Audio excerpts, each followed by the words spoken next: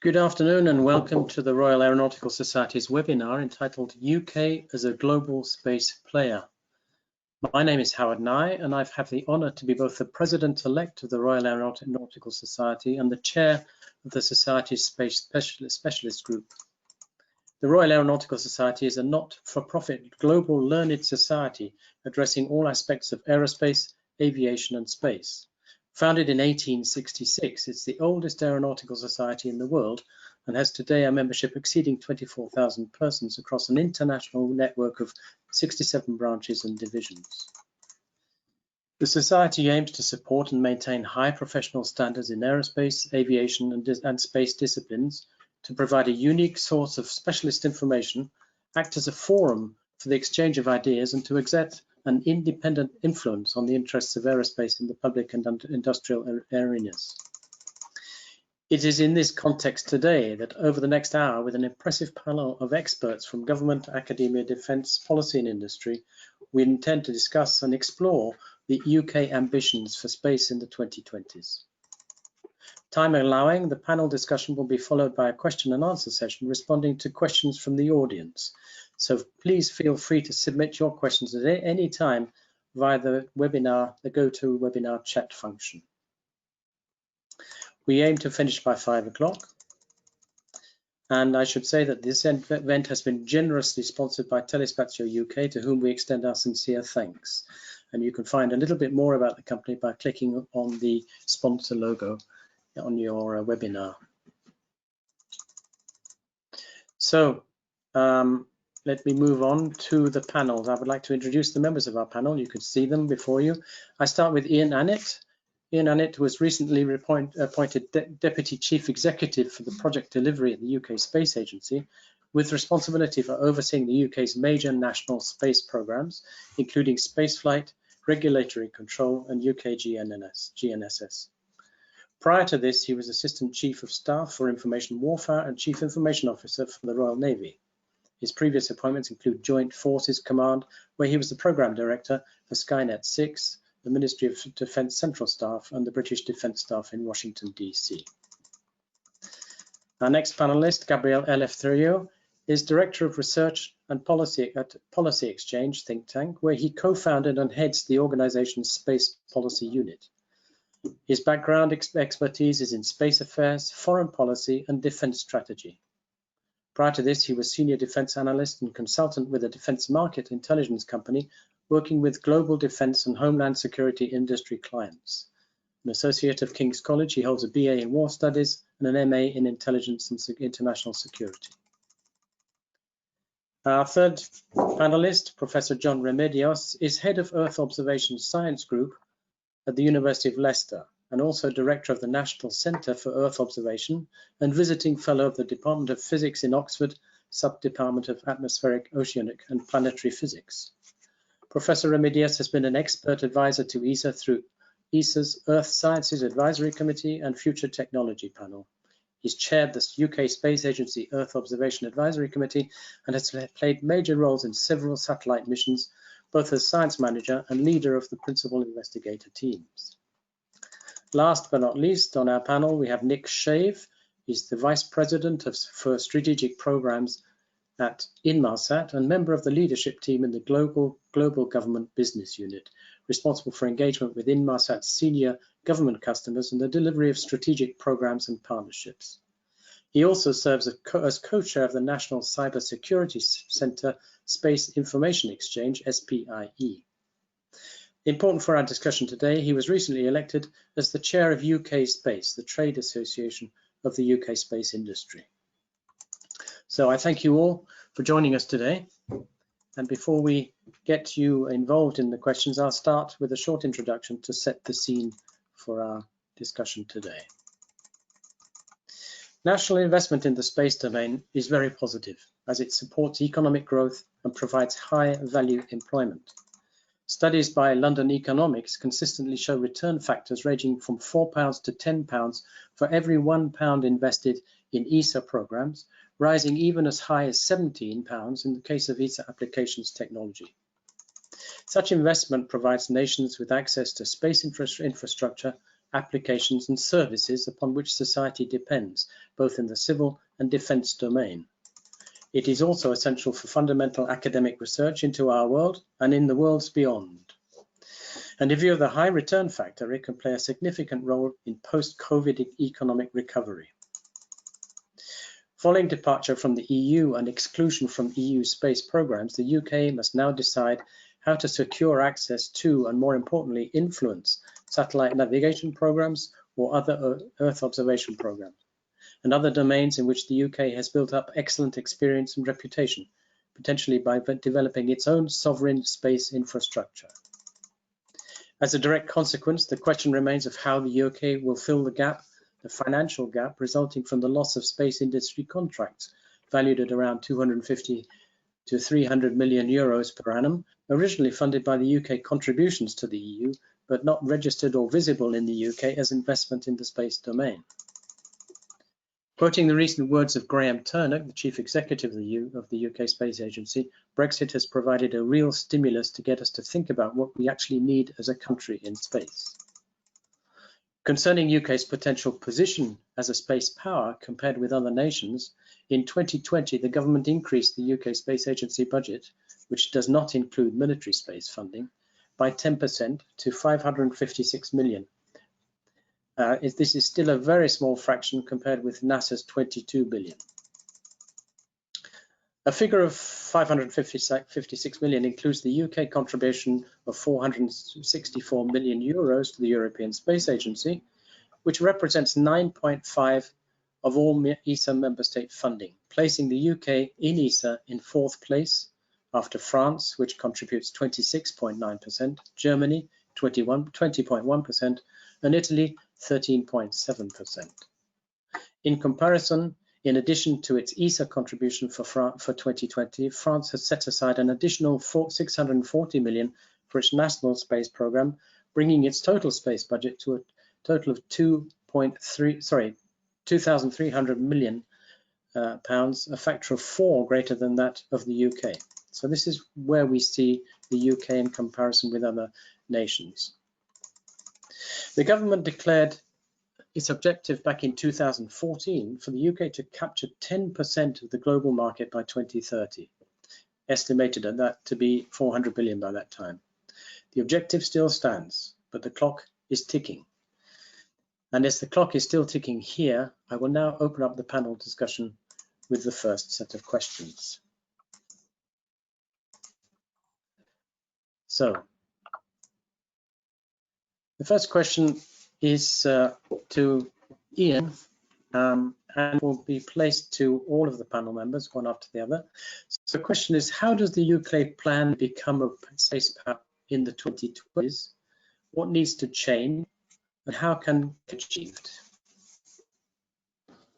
Thank you, Howard. And you've probably laid out quite nicely there a lot of the statistics that I would have used in terms of saying how does the UK actually want to plan to become a space power throughout the 2020s. You've already highlighted, of course, an ambitious target of getting to 10% of all global revenues, marketing around about $30 billion in terms of overall volume.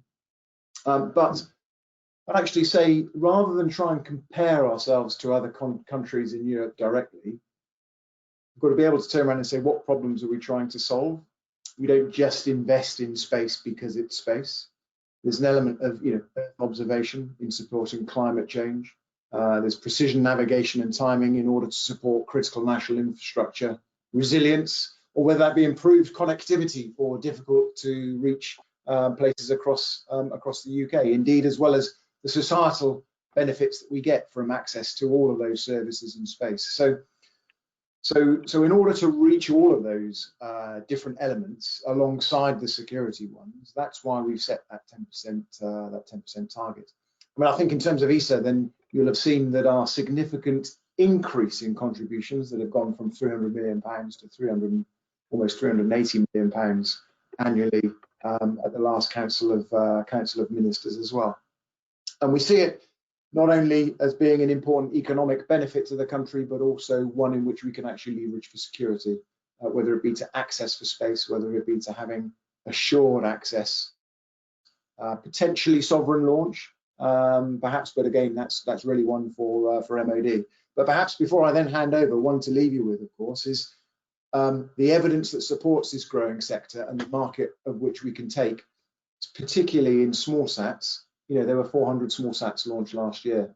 That represented 80% of the total satellites actually launched, which was a complete flip from around about 2012, where they were less than 10%. And if you look at the amount of investment from private venture that's going in, again, an increase something like 26% or so over the last couple of years, it's definitely something that we can grab a part of and use that to bring into the UK economy and help as part of that growth, as you say, post-COVID and into a beyond the transition period. Thank you, Ian. And maybe, John, we come on to you next. How do you see UK moving to become a space power in the future? Yeah, okay, it's a very good question. A bit like Ian, I think I'm going to say, well, perhaps that's not quite the question. I'm certainly going to suggest, I think, that space power means different things to different people. But I think whatever you think the question is, there's no doubt that if we're considered to be really influential and important globally in space, there are two things. One, recognized to be doing something in space, and I think we already are, to be fair, on that side. I speak as a scientist, but also someone who has worked in operational Earth observation for quite some time.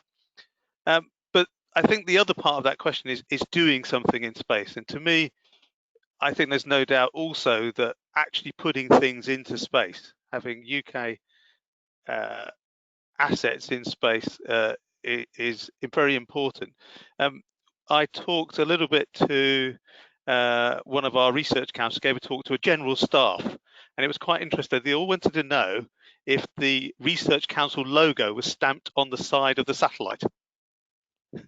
That was number one. And I guess, you know, psychologically, but also in truth, people want to know if there's a UK stamp on the side of something that marks us out as being amongst the major players. So I think actually having things launched into space, and particularly I would like to focus on actually having the satellites or the assets, whatever it is, in space. So if you're doing something on the International Space Station, is that a UK bit of engineering and that's productive in the way that we would recognize? And I would also pick up Ian's point to add to that, that yes, we like our space assets to be two things, I think, exciting and productive in this country. And I think you can't actually neglect one of those. We actually like both. I think we definitely like exciting. If you were to ask the public to attend an event on space, if you bring, an event in general, if you bring space into it, you will get, I guarantee you, 3 times to 10 times the participants. So I think there's a great groundswell of public support for doing things in space, but that productive nature. I'd like to just add one further comment, if I may.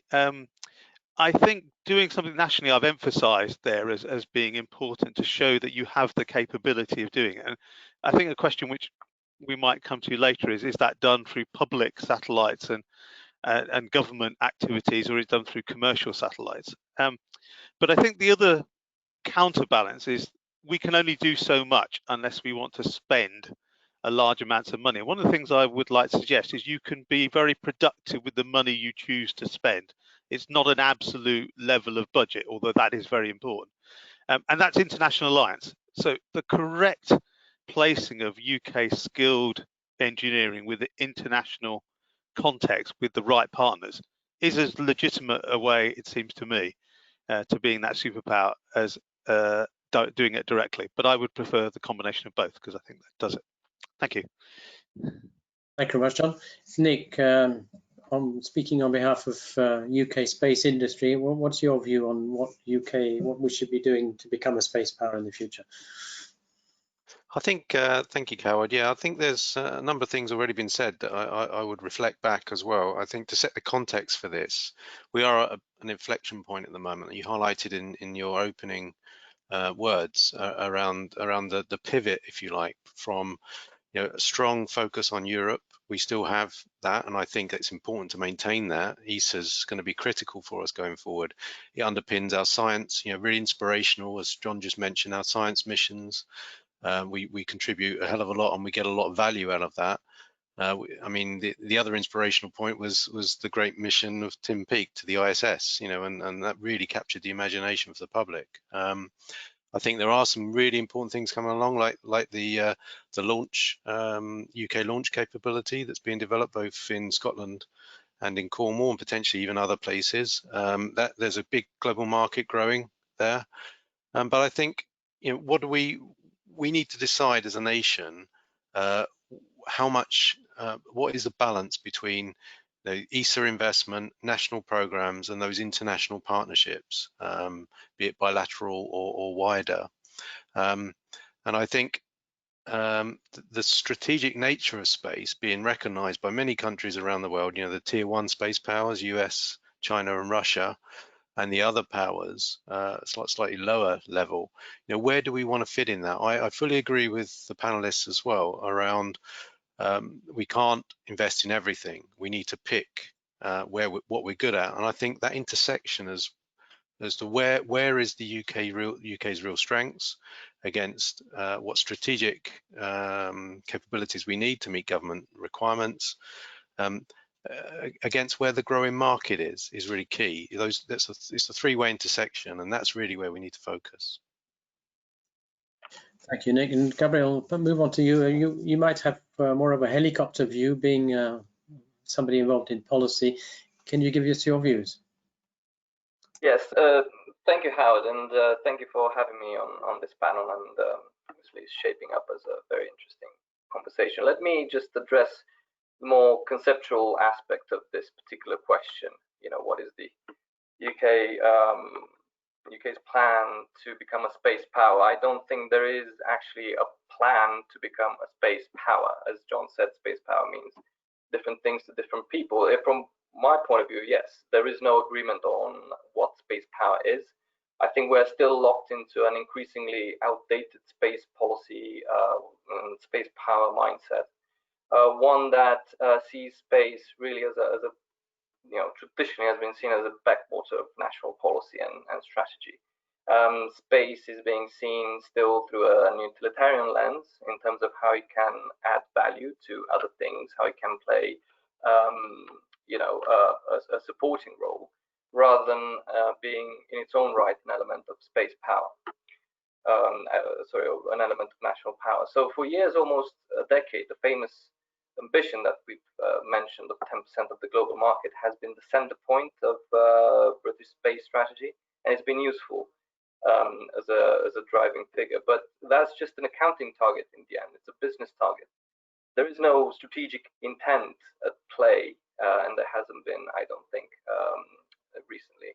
It shows that we are very far behind in terms of understanding the impact of space power on our strategic position as a country in the coming decades. And the first thing that needs to change is that we need to recognize that space power is becoming, or indeed has become for some countries like China and the US, a fundamental element of national power and of the national interest.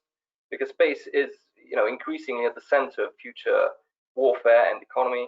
It is also starting to play a major role in foreign policy as well. And we've seen how space power, well, rather space issues, you can call them space power issues, but they played a role in the EU negotiations with Galileo. And of course, OneWeb reflects many things. Well, one of them, I think, is that it reflects an important trajectory in UK-Indian political relations as well.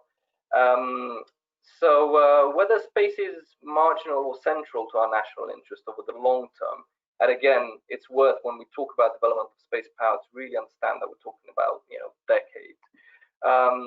So whether it's marginal or central, it's an absolutely foundational question for what's next in UK space policy. We'll be confronted with this dilemma in a very acute way over the coming years, I think. Thank you, Gabriel. We'll jump onto the second question. If you could give me very short answers on this one. I'll start with you, Gabriel.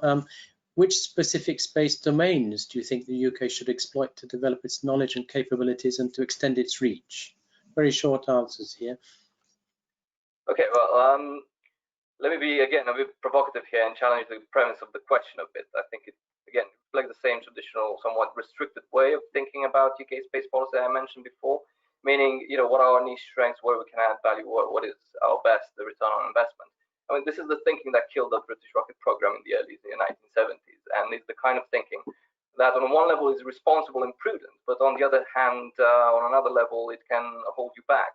So, we talk about ambition in space, but are we really serious about it? If the UK space community doesn't make a powerful case for space as a strategic national issue, if it only makes a business or narrow utilitarian case, then don't be surprised if we'll be having the same conversation 5 and 10 years from now, when the other powers are involved in building bases on the moon and stuff like that.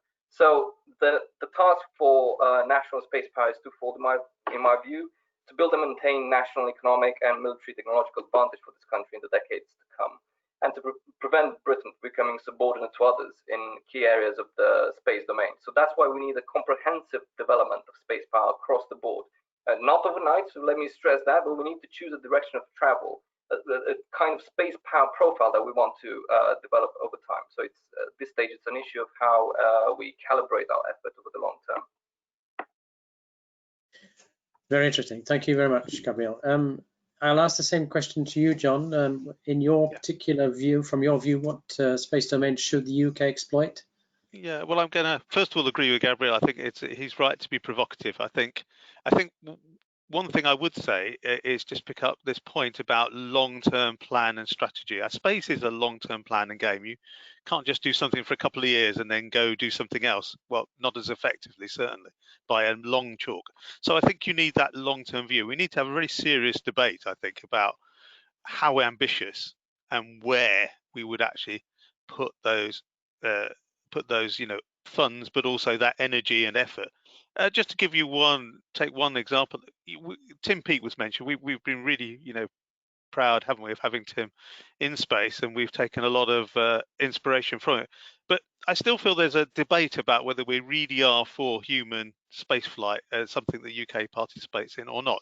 And I can see arguments on both sides, but you really want to make a decision. If things are going in the way that people are going to be doing things much more actively, say on the moon, through the International Space Station, or whatever its successor might be, then these are big questions. In my own area of Earth observation, I think this applies to a lot of the sort of information services like nav, like comms. I think the question is perhaps less ambitious, but no less important. It's how much do we want to do our thing? How much are we going to make sure that we have the capabilities we think the UK wants and needs, rather than just trying to join in somebody else's ventures and hope to reap something of the dividends of that?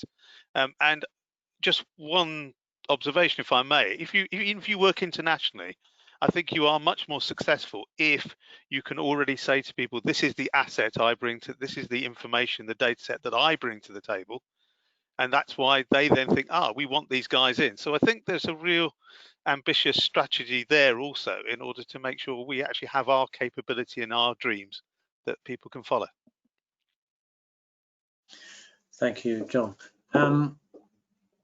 My next question is to Ian. How should the role of government and public bodies change in order to define and deliver a national space program? Yeah. Today we have military, we have the UK Space Agency. Should we be looking to emerging, or what needs to change? Should we see a procurement agency being prepared based on the UK Space Agency, based on the CNES or the ESA models? What do you think? Yeah, thank you, Howard. So it's really difficult because there's so much of me wants to just respond to that Gabriel has just been talking about, and John. But I mean, it's all indelibly linked together. So when you talk about recognition of how important space is and how we treat it nationally, we've already declared it as critical national infrastructure in 2015. We've already recognized the domain of space as being a domain of warfare as well. We're already involved, of course, as John will know, in human spaceflight, and we've got a program to support that. But all of those demonstrate the breadth of our interest and also of our aspirations to be involved. But that also informs actually the question that you've asked, and so how do we govern that within the UK? I think that governance is key. You know, we recognise that the ubiquity of space across all government departments, across society, across military, means that we need to have a better governance structure in place. And you know, we're getting after that, of course, through cabinet committees and the National Space Council. The two things that I think we need to associate with that, though, two things really important. One of which is competence, and the other one is organisational clarity, and that speaks to, you know, how do we prioritise all of those things that we've talked about. In terms of the former, competence, we need to make sure that we've got the right level throughout government, throughout the UK, in terms of academia, in terms of engineers and technical ability to not only produce and put these things into space, but also to actually analyse and work out where our investment goes from within government as well. I'm always saying we need more technical people. And the second bit about organisational clarity for me is about setting our right ambition for space. You know, we can do it against national security objectives of security and protection, against prosperity and knowledge, and of course, and global influence. But underneath all of that, is it launch? Is it SATCOMs? Is it, you know, so getting those two things right, increasing our competence, getting better governance, but also actually speaking to better organisational clarity, setting out those ambitions through a National Space Council and a national strategy, so we can actually prioritise. That, in a nutshell, is how I think we should be moving forward. Thank you very much again, Gabriel. Your views on that particular point, the role of government and public bodies, how should they be evolving? Yeah, sure. I mean, I completely agree. I think sorting out UKSpace governance, which I would say it's a bit of a mess, is absolutely the #1 priority if we want to have any kind of serious space strategy. I would say that I would make 3 points here. So #1 is that we need a central brain and policy-making authority that can really see the full picture of UK space activity and space-relevant activity across government, and that can direct policy effectively. There are many parts of government that touch on space in various ways. National Space Council, of course, and then the Cabinet Office, MOD with the Space Directorate, and Space Command, BAES, which is a huge department, DEFRA, for Earth observation requirements, and so on. The Department for Transport, which sponsored the Space Industry Bill, CAA for regulation, FCDO and DIT, of course, which have their own views on the international aspects of our space relationships.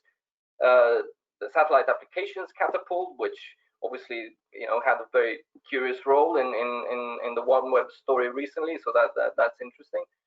Space research projects in academia, often tied to UKRI and so on. So we badly need to cohere all of this much better.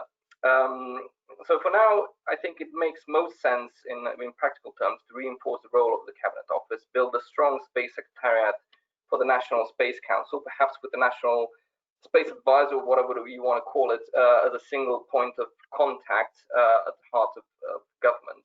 And I think that would be a welcome development. Secondly, I think we need to find ways to have more convergence between civil and military space, civil and military sides of UK space. We cannot afford to have two separate space policies in this country, given our constrained resources and where we're starting from at this point. We need a joint approach. On delivery, I think two quick points to make. I completely agree with Ian. You know, there is an issue of technical capability in the agency for understandable historical reasons. It's hard to develop that if you don't have, you know, the big programs on which to train people and to develop that expertise around. So it is vital to find ways to bring in more expertise on space procurement, perhaps from the private sector, and there are solutions in that quarter. On space procurement, on understanding technical requirements and so on. The government must be a smart customer, you know, for space. Otherwise, it cannot understand its own needs and wouldn't know what to ask for from industry. And indeed, it can get played by industry, if I may use a term of art. So, secondly, the agencies should have, I think, and this is again something to put out there for discussion, its own should aim to have its own space research center. on the model at a smaller scale, of course, of NASA's in-house labs, and obviously the French have Toulouse and so on. I think this is how you grow that expertise and institutional weight, by building projects in-house, by growing a community of experts within government structures. This is how the agency itself will graduate from being just a convener and a facilitator to really becoming a driving force in UK space policy. And finally, just to make this point, a reform of the agency. I mean, as you said, Howard, I'm sort of working at the coalface of politics in Westminster, and we can discuss here in this seminar and many seminars various policies and capability lists all day long, but from a realistic point of view, what really matters if you want a strong space policy as a result in the end is institutional heft. What is the institutional backing for that space policy? So as a two-star organization within a very big department, the agency is constrained. It needs more seniority. It needs more autonomy, for example, of a pay, so it can attract talent and do that efficiently and quickly. It's got to be able to win the Whitehall wars. So in my mind, there is no doubt that it needs to be moved out of base, perhaps into the cabinet office, but that needs to be done very carefully. And yeah, just as a final point, we need to think in terms of those big programs that have to anchor a national space program plus that delivery capability, because you can't build space power on the back of smaller experimental projects or small scale programs. Thank you, Gabriel. Very interesting. John, your view on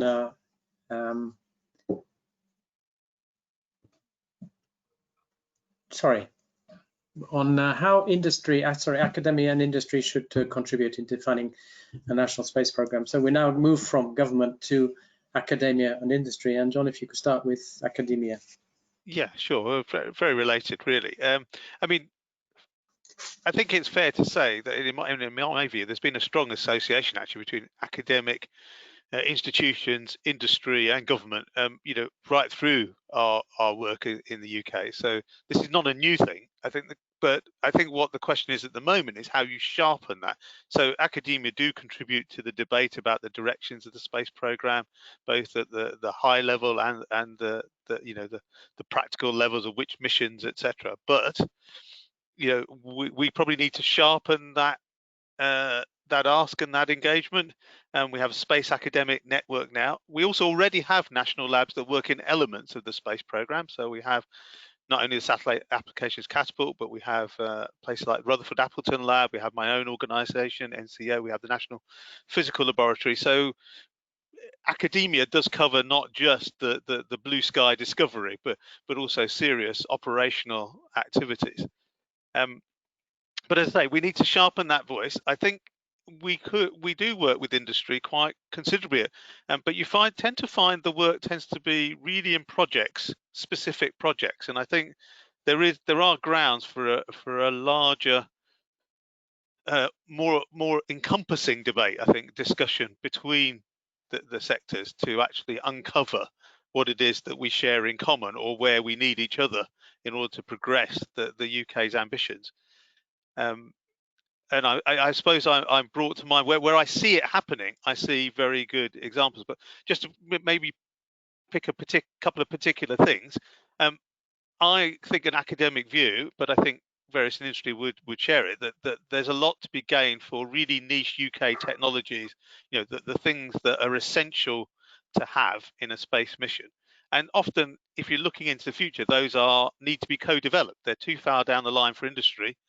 There are challenges to be overcome that you haven't yet got to. And I think that perspective can actually be technologies that might be in play in 5 to 10 years. They're not that long away, in fact. Second thing I think is area which we tend to neglect in the space world, but is data and data intelligence. The stuff you put into space from a whether it be inspirational, whether it be exciting, whether it be pragmatic and productive, you have to use the results of that. You need to communicate that, you need to distribute it, you need to make it present and visible. These days it's about digital media, it's about knowledge economy, it's about data infrastructures. And I think actually something academia and industry could do very well together, actually, and probably have a common aim with government in some respects, but need to get it recognised by government, is we actually need much better infrastructure for sharing our data, moving our data around, adding in the assets from nav comms, so that we actually have an infrastructure that's fit for this century. So I think there's some really good stuff but we haven't done it yet, I would say, and I think there's a lot of work to do in that, guys. Thank you. Very good, John. Thank you. Nick, one issue is the industry role in defining a national space program, but is there a risk that industry is taking work away from academia in certain domains? Should we reinforce the collaboration between industry and academia, as John is saying? What's your view? Initial reaction to that, Howard, is I don't think we're taking things away from academia. I think we are working. There's many companies in the sector. In UKSpace, the trade association, we have 130 companies as members, and I'd say probably half of those, at least, probably more, actually work with academia at some level for research or for development of low technology TRL technology and so on. So there's when we work very closely together. There's, for example, organizations like the Space Growth Partnership, where we're working together with academia, industry and government, different parts of government, to try to grow the opportunity. I would say, I think how industry can play an important role is aligning investment priorities between industry and government and academia, so that we know where we should invest from our different companies. So prioritization of that would be really good. I think industry is key to in terms of building capabilities, for addressing some of the things that Ian said earlier on, like climate. There's the whole ecosystem issue. Space is critical. We've talked about PNT or GNSS and comms and EO, all of that together, how that enables intelligent transport systems going forward, connected vehicles, 5G, all of these, if you like, really important areas where a lot of growth is going to come, and where we place our bets as a nation is going to be really important. I think the other point I'll make is on the skill side, and how industry, academia and government need to work together, and we do already. We have a skills institute running across the space domain, and I think there's a lot of good coordination there that can help build that cadre that we need for these larger programs going forward. And the final point on this one is around clusters. We've looking at how we can, there's a big initiative on leveling up in the UK of how we can widen the sphere of influence and impact of space across the country. And I think industry is playing an important role there, again with academia in building those clusters, all around the country. Thank you very much, Nick. And the next question is, how can we utilize, we mentioned this earlier, utilize international partnerships to achieve UK objectives? I'll start off with you, Ian, if you wouldn't mind. Thanks, Howard. I mean, again, that's another question that demands really quite a longer answer than we've actually got. But I mean, it's at every level, isn't it, really? It's not only its multilateral agreements that you've got in the likes of ESA, it's those bilateral ones that we have as well. So the Australian Space Bridge, a number of bilaterals and MOUs, of course, that we have with the US. So you've got to use them all at every level that you possibly can. That's about, of course, sharing of knowledge and understanding of risks, and also building that community of trust so that you can then operate in space together as well. But certainly each of those, I mean, ESA being obviously one of the key ones, for us, is that leverage that we can get by membership of ESA and the funding that we get. You've already mentioned about the returns that we potentially get out of ESA through, for £1 in, £10 or £17 in some applications area back. But also it's the ability for us to push forward UK programs. So the Commercial Space Transportation Service, for example, is very much one that's been pushed by the UK, but actually within the bounds of ESA as well. And let's not forget, by improving our trust, our relationship with those nations, the US, for example, and the technical safeguarding agreement allows that exchanging of technology that would normally be constrained other means as well. So as I say, it's both a multilateral element through the likes of ESA, but also through those bilateral arrangements we have that improve that trust, allow that exchange of data, and also give us much better leverage into those nations who've probably got better access and more data in space that we can get our hands onto. If you don't mind, Ian, I'll throw one additional point in. The question of potentially a sovereign navigation system for the UK. International partnerships will play a role, right? Well, I think you've got to, again, this is, I mean, the way I'd respond to that is about how you define your resilience within things like position, navigation, and timing. It's at multiple levels. Some elements of that might be sovereign or assured, or it might be open, or indeed it might come from other areas. It might come from terrestrial areas as well. So there is room for, of course, engagement at the multinational level for PNT. But also, of course, we've got to recognise that some of that we might want to retain as national control as well. So it's not a binary one or other, it's a mixture of all, I think, to give you those layers of resilience that you would need in something like PNT. Thank you. Nick, your views on international partnerships from the industry point of view, if you wouldn't mind. I think I'd echo a lot of what Ian said there, and you know, you need national capabilities, and we need to be. There's a term that's being used a lot now, which is called burden sharing.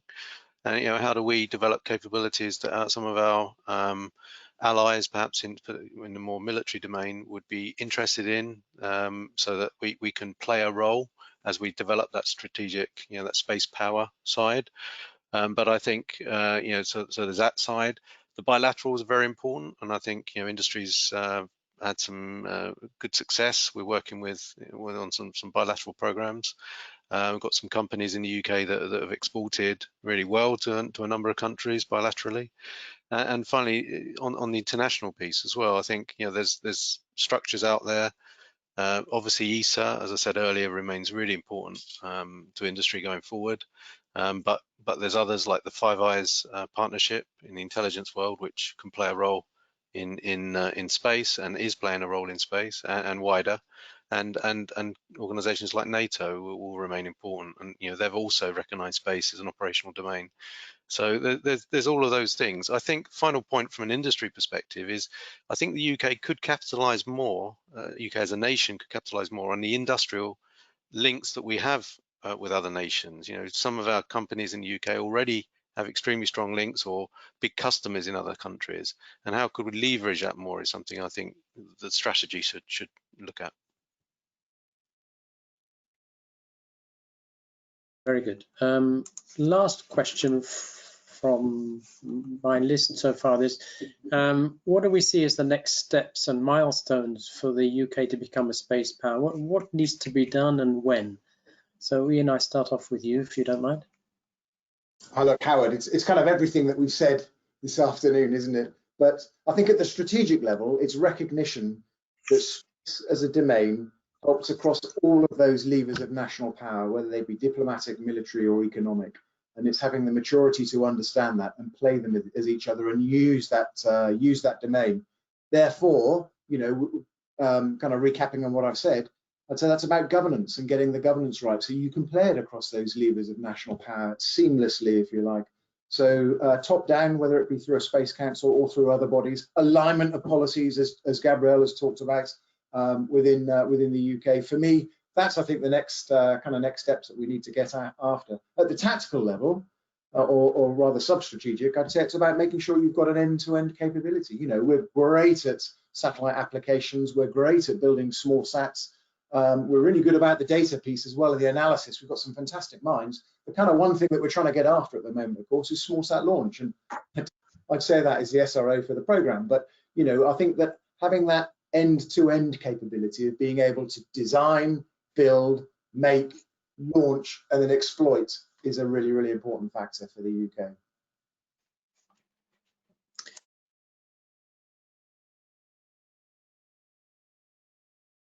So I think you're on mute, Howard.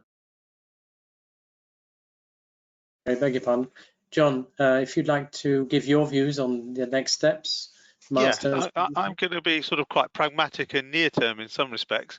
I'd like to see us really aim to launch a couple of UK national missions, in whatever guise they are. I think we already do a good job, but we're actually much more proactive already in getting our scientists and our industry on top of some missions in the international context. But I'd make that plug for UK.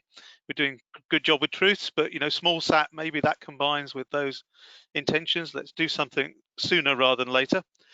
Like to pick up on what I said about data and data infrastructures. I think highways, motorways, all those sorts of analogies, data pipelines, they're really important these days. So actually having a coherent strategy towards data, what do we do with the results of those space assets? And we've got compelling problems. We've seen that that space is already involved in helping with some of those compelling problems, but climate action, absolutely, it's right there, isn't it? We've got to be doing something with the space data. We're experts, we're world leaders. Let's make it count. There are other areas as well that we can do. And then I just want to echo Nick's point about clusters. Leicester's done a lot in space, if I can be, sort of point to our heritage for a minute. But there are other places like Strathclyde, So and where those places have existed, we've done really well. But what's as important that is Nick's comment about levelling up, about being seen to be doing things in parts of the country. I mean, in Leicester, people know that we do space. They know the UK does space because not only have we got the university, but we've got National Space Centre, we've got Space Park Leicester, we've got industry. It's really clear that actions are happening. I think I was interested in the Chancellor's comments about changing the criteria. I think we need to campaign in the space area for value for money in our terms, not value for money on somebody else's terms. It's a strategic business, it's a risky business, but I think we've shown in the industry and academic government we can make it happen if we put the money in. But often it takes too long to get money out of the system to actually make these things happen. So we could be doing something bigger in smaller satellites now. It'd be a starting point, it wouldn't be the full story, but it takes too long to kick something off, and I think we should really go for it. Thank you, John. Very clear. Nick, your views on the next steps and the milestones? I think I'd break it down into three in summary, really, Howard. And I think, I think it's important we do get that national space strategy in terms of a direction of travel, and we need a cross-government view there. And I think industry and I would argue academia and others in the sector are looking forward to that. And I think underpinned, as Ian said, with the National Space Council and the advisory structure around that is really important going forward. I think the second point, coming from more an industrial perspective, we need to bring in more investment, and I think we need to get the city. There is a big market out there and some really interesting opportunities, and I think that's something that we haven't really capitalized on enough here. How can we get some investment funds to be looking at space and investing more in the UK? A lot of investment going on in the US and some other parts of the world. Let's really focus on that, because I think we're not capitalizing on that enough at the moment. And the final point, fully agree with John. Let's get some UK satellites up there. Let's get some sovereign infrastructure in place in the selected areas. Like as Ian said, the PNT system. What do we need to mix together with a terrestrial network so that we can achieve that resilience in PNT going forward? Position, navigation, timing. Sorry. Thank you, Nick. Very clear. Gabriel, your views on the next steps from the helicopter point of view? From my helicopter, yeah. I'll just focus mostly on the politics and strategy of all this. First, reminding that we should really sort of focus on that space power mindset, and this also means actually more work educating British lawmakers of Parliament on space, as well as the public opinion on the connection between space power and the national interest. For too long, we've had these conversations within a rather sort of limited space community, and this is a bit of a closed world. I mean, we have to project these ideas and these concepts much more widely, and we need to put this message across to the public about the vital impact of space on British sovereignty and freedom of action in the decades to come. So we need to bring the people on side. Space must be seen as a national endeavor, not just a cool thing, an interesting thing that makes a little, or a big, at times, splash or story, but really a national endeavor. And we need to have that mindset that positions us on a trajectory to become a leading space nation in the 21st century, which by the way is the theme of a very good paper that came out I think last week by from Athena, the consortium, and much recommended. Secondly, I think in an ideal world, in policy terms, we would need first a proper national space review that would then lead to the national space strategy. I mean, in terms of how we do strategy in this country, it's again, it's a complicated story.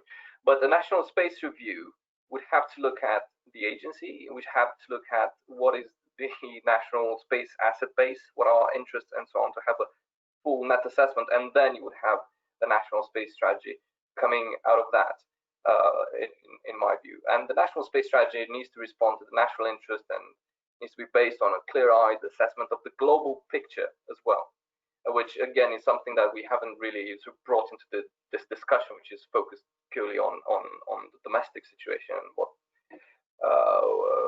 the issues that are confronting us here at home. But UKSpace future will be a function of global dynamics. So we need to understand allied and rival capabilities, but also the geopolitics of space. So now I would like to see a national space strategy that reflects a deep and serious and mature British thinking on space power, and that aligns it with the country's grand strategy.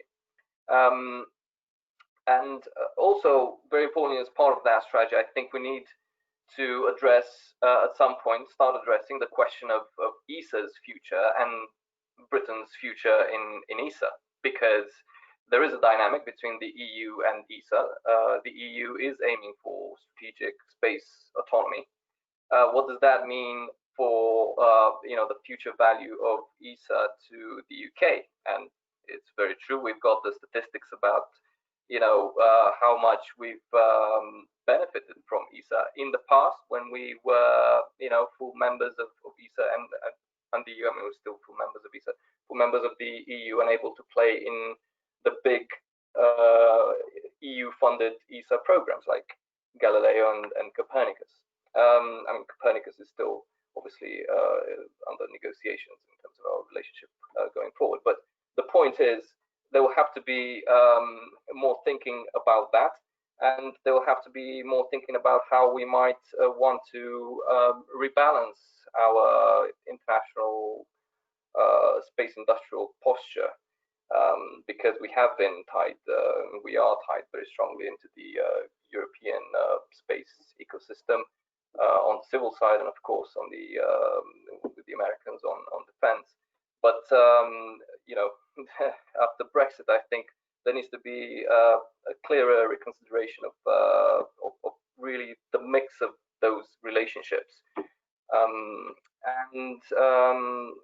Finally, I think it's critical to develop in the long term a space industrial base that can sustain and deliver critical UK eyes only or Five Eyes only projects. And this is very, very important, because not having this ability in the first place prejudges our space alliances and predetermines our strategic options going forward. That's it from me at this point. Thank you very much, Gabriel. I'm just looking through a number of questions which are coming up on the chat. There's one, what does the panel think about the balance between ESA programs and national priorities? And I think Gabriel's mentioned this. I think maybe Nick, you have a view on this. Sure. I think ESA's. I think it's been about 2/3-ish for the last probably 20 years, maybe even more, in terms of how much of the UK Space Agency's budget goes into ESA. I think that's the really important aspect. Where do we and how do we invest in ESA? And we've so that we can build capabilities, continue obviously with the important science and inspirational missions, but also underpin some things that we want to do nationally, and could help us in terms of burden sharing, as I mentioned earlier. So I think that's got to be the key. What is that balance? Do we keep it at the same level? But then we need to increase the national spending. That would be our initial view from an industrial perspective. Maintain what we do now and add national capabilities. I think, given the importance we've discussed, the space is strategic. That's what I think we need to do. Thank you, Nick. And I think Gabriel's point about the future role between ESA and the European Union, I don't know whether, John, you have views about how to continue to exercise and to maintain this extraordinary knowledge we have of Earth observation and data analysis and so forth, built up using essentially Copernicus and everything else, and how are we going to get this going forward?